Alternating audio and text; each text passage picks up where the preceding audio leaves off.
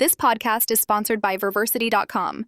Elevate your professional skills with courses designed by PhDs, powered by AI. Visit Verversity.com and start your learning journey today. American Sign Language Basics, your friendly guide to getting started.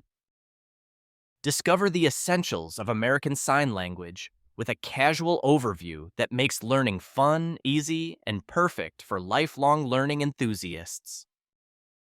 Getting started with American Sign Language, a casual overview.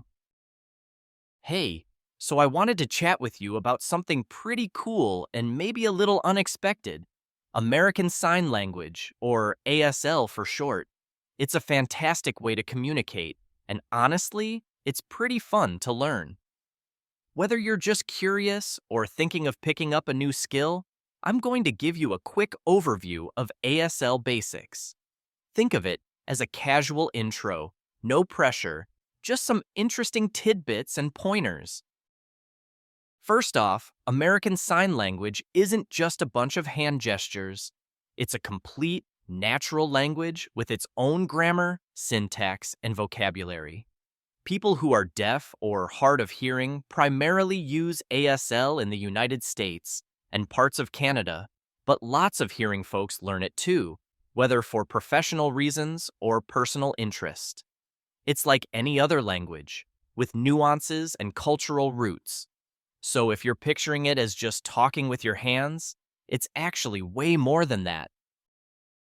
When you start learning ASL, the very first thing you'll usually come across is the alphabet.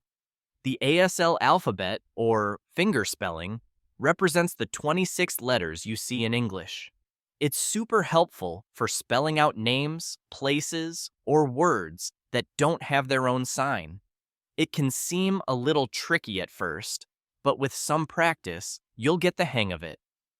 Since some letters look similar when signed, the key is to pay attention to subtle differences and hand orientation.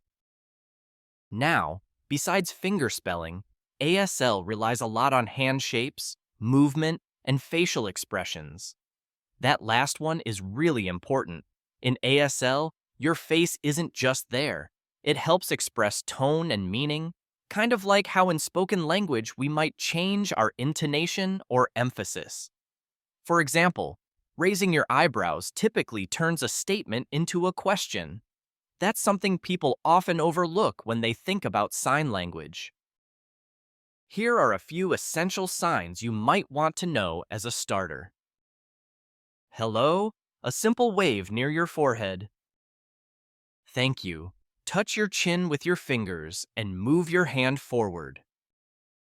Yes, make a fist and nod it up and down.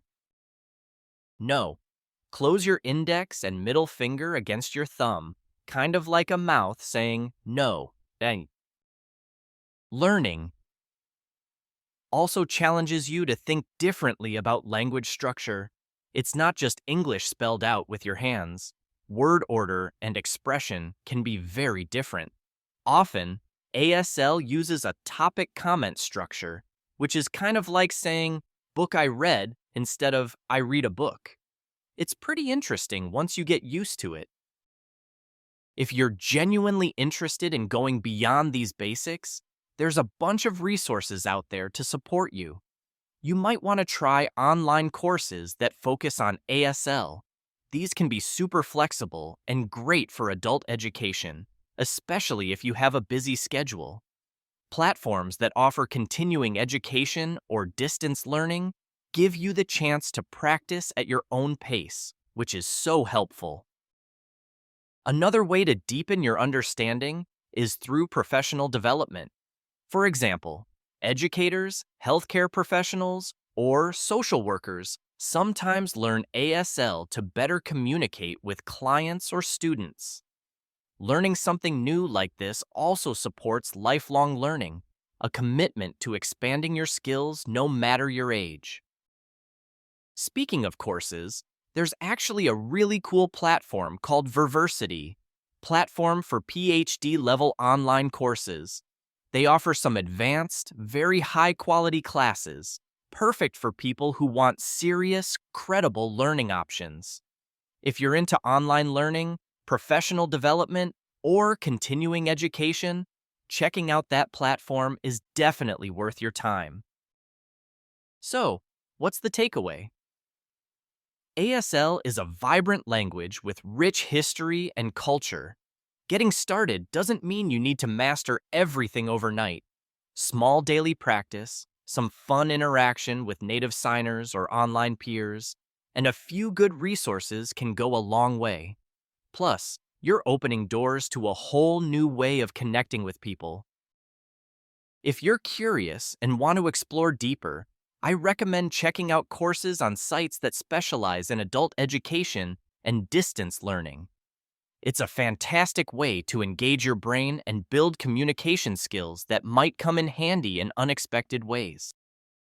All right, that's my little ASL crash course for today. Hope you found it interesting and maybe even feel inspired to try a few signs yourself. And if you do, keep that curiosity alive. There's always something new to learn. Ready to step up your skill game? Explore courses now and see how far your learning can take you.